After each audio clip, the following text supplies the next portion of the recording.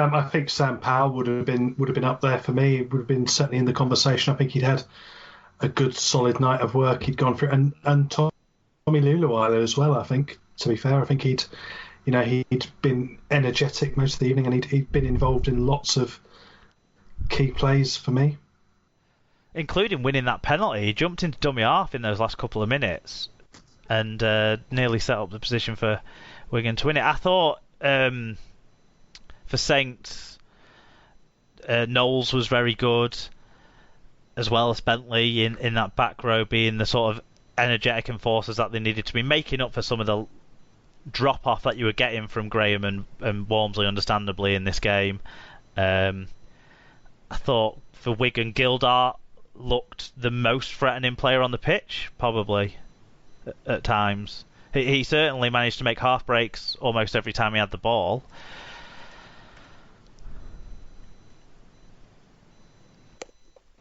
But if we sat here long enough, we'd name them all, wouldn't we? I don't think there was one outstanding player in the game. No. I think one of the journalists abstained in the vote at the end, and I might have done that as well, because I'm not sure you could really pick one player. So, James Roby got it, but it could have been any of them really. Shall we wrap up? We've done an hour on the grand final now, so shall we wrap up with the prediction results and that sort of stuff? Tim, do you want to take us through those? When I get the thing open again, yes. He's too busy drinking his tea. That's the trouble. Drinking his tea. So, in the predictions from last week, Mark, you went 0 from 1 because you obviously backed Wigan, and I packed Saints, so went 1 from 1. Well done. So, got there in the end. In terms of Super Brew, in the hosts mini league, Mark, congratulations, you are the winner for this season. I came second, which is some form of minor miracle. I think that just shows you how up and down the season has been, that I was able to come second in a tipping competition. It's because Alan your team, you don't have to sort of back them at any point to win, whereas Sarah had to sort of sometimes feel like her team had a good chance in games because they were mid-table, whereas you knew that yours were going to lose. And the 2 times we did win when we shouldn't have done, I hadn't backed them. Yeah. And so in the overall Super Brew, champion Steve Pye finishes the campaign being one of the joint Yellow Cap winners for the final week. So well done to Steve. Yeah, well done, Steve. Remarkably consistent has been all year, and he won by a country mile in the end as well. Probably the biggest winning margin we've had. It was about 10 points or so. So well done to Steve. Take your title off you, Alan. Yeah. I relinquished it without defending it this year. Yeah, wise. Okay, that's the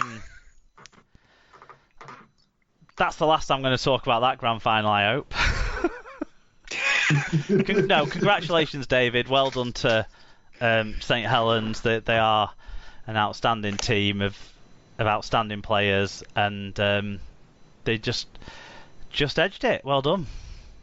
Yeah, it was a never to be forgotten grand final, Mark, and back to back champions. We'll obviously be going for the three-peat, but I'm sure Wigan are going to be even stronger next year. So we'll see how we go. Good stuff. Right, that's the grand final recapped. We're now going to move on to talk about some news, and I'm going to see if I can be friends with Tim again now after that.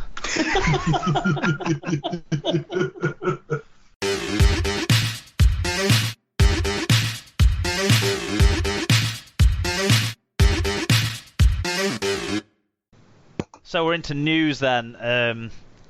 I mean, it feels like there's nothing really more to talk about because the grand finals have to dominate, but there's been actually loads more to talk about. We're going to start with the 2021 Super League season, where Saints will be going for the three-peat, but Wigan will stop them.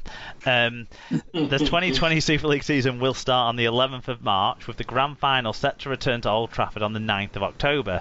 Magic Weekend will also return to Newcastle St James's Park across the weekend of the 29th to 30th of May. Clubs will play 13 home matches in a 27-game regular season, including the Magic Weekend. And the full fixture list is going to be released in January. The later start will also result in a repeat of the 16 playoff format used in the delayed 2020 season. So obviously they've got to squeeze in those 27 games, so taking a week off the playoffs whilst letting 6 teams into the playoffs is how they've done that. Alan Walker got in touch during the week on a slightly different topic, but it kind of plays into this. He said, now you can have 4,000 fans. Should Super League start the season really early, or do mini-seasons in 2021, or will clubs just start putting friendlies on ASAP? Because cash. I think what Alan down there in Barcelona hasn't realised is that only fucking Cornwall can have any fans, so it's not worth worrying about until March. The Isle of Wight as well. Yeah, right. Yeah, Ride Town. Yeah. So unless people are going to have like friendlies between the rebels and themselves, then I can't see it making much difference. Because if I've read, I mean, obviously the rules are all a matter of interpretation, but I've read, I think, is it 2,000 fans if you're in a Tier 2 area? It is, yeah, because Brentford will be having 2,000 fans from this weekend. So it did make me think that for Championship and League One, whether some January friendlies might be on the cards, assuming that they're not going to be in Tier 3 areas. It does also depend on your ground grading. So it has to be, I think it's 25% of your stadium capacity. Right. Well, whichever's the smallest. Yeah. So, yeah. So I think it's deliberately to maintain the distancing. Yeah. I mean, it made me think that it might be a possibility. We might get, obviously when we talk about cash, I think League One and the Championship is probably, they've obviously been off for the longest and will be desperate to get some cash in the door if they can. So it did make me think that there might be a possibility of some games in January at that level. Yeah, we don't know what's happening, do we, really, at those levels? But at least we know for certain a start date for Super League. Clubs can start to plan, and we know what we're working towards, which is back at Old Trafford, hopefully with a full crowd cheering the Super League to an end, and then getting ready for the World Cup, which is why the season is being stopped on the 9th of October, rather than they probably would have wanted to go a couple more weeks, wouldn't they, to get as many games in. But it seems like a kind of compromise has been made for everyone there. Alan, shall we move into maybe the biggest news from the last week? Yes, so Hull FC have appointed former Warrington and Huddersfield fullback Brett Hodgson as their new head coach. The 42-year-old former Man of Steel joins the Super League club from his role as assistant coach with West Tigers. Hodgson replaced Andy Last, who's been in interim charge of Hull since Lee Radford was sacked on TV in March, and has been offered an alternative position. Australian Hodgson, who's previously spent time as a coaching consultant with Hull, will arrive at the Cairncom Stadium early next month and will be assisted by Kieran Patel and Gareth Ellis, who confirmed his retirement as a player earlier this week. What do we think? I think Andy Last is incredibly unlucky not to be offered this job. I'm not so sure. I think he didn't ever really come across. I think he did well, but I don't think he really came across as a settled head coach. I think he always acted like he was interim, and he just had that.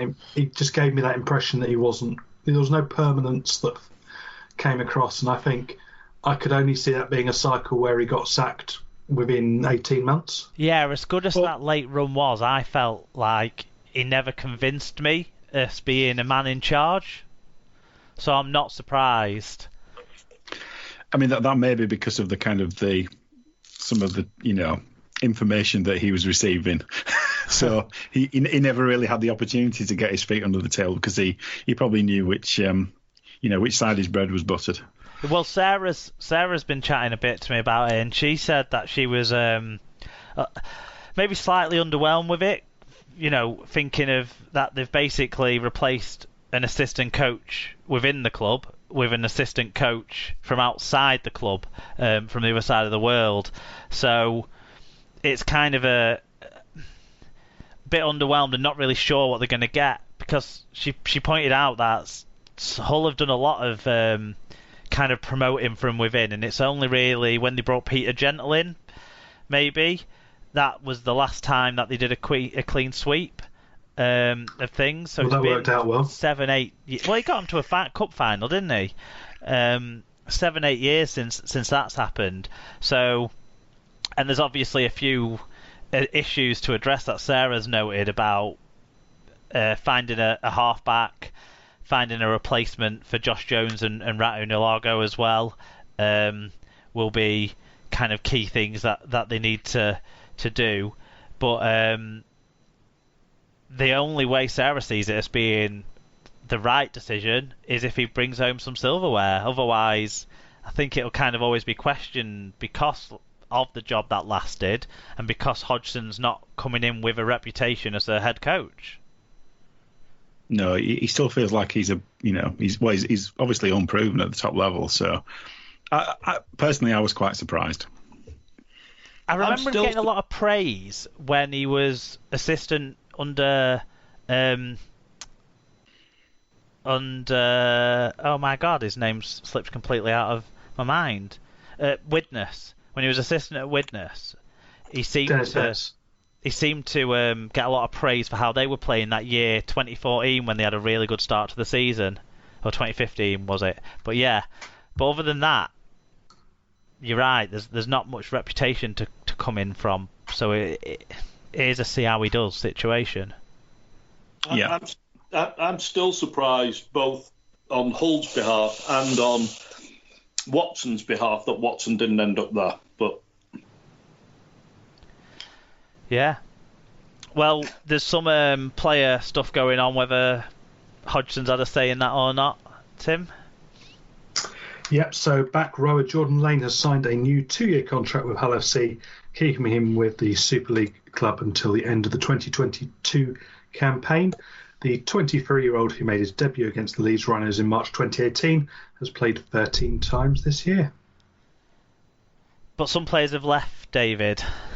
Yeah, so Hull have confirmed that 4 players have left the club upon the expiry of their contracts. Ireland international Lewis Bienek.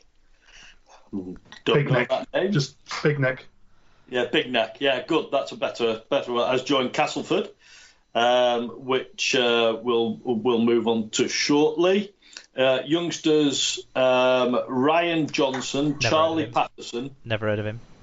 No, Charlie Patterson London, Charlie Graham. I've never heard of any of those. Have left Hull without making first team appearances. Yeah, so well, if you've got 3 names, you've got to be a Hull FC player from the posh side. I don't know, you've got 2 dads, haven't you? Well, that's true. Although he's not posh. Castleford Tigers have signed Hull FC prop Lewis Bienek on a 1-year deal. The 22-year-old Ireland international has made 1 appearance for the Black and Whites this season. He never really got established after that move from London. What, 2.5 years ago? 3 years ago now? Yeah, and you felt that the London move had almost come a season early for him. Yeah. That he was just getting into their side in the Championship and just getting... So he'd probably strung about 3 or 4 good performances together. And I think, from what I heard at the time, that it was a cash offer that London needed at the time to shore up a few things. So they kind of they went into it without perhaps the players' best interests at heart. They saw the cash and said, yeah, okay. Whereas I think if he'd had a bit longer to establish himself in the Championship, he might have improved more at this level already. But, good luck to him getting a deal in a relegation battle for next year. Cass have been busy though, Al. They have, yes. So Cass Tigers have also signed Huddersfield Giants prop Sua Matagi on a 1-year loan deal.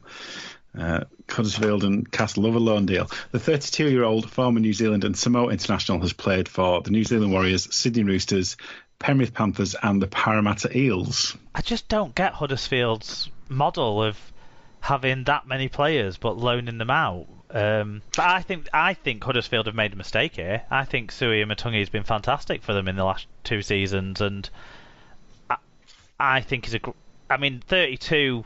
There's always a chance that he's kind of one injury away from a big spell out kind of thing, and towards the end of his career. But I think Castle's got a good signing there. Yeah, certainly for your bench. He's someone who's going to improve your bench, and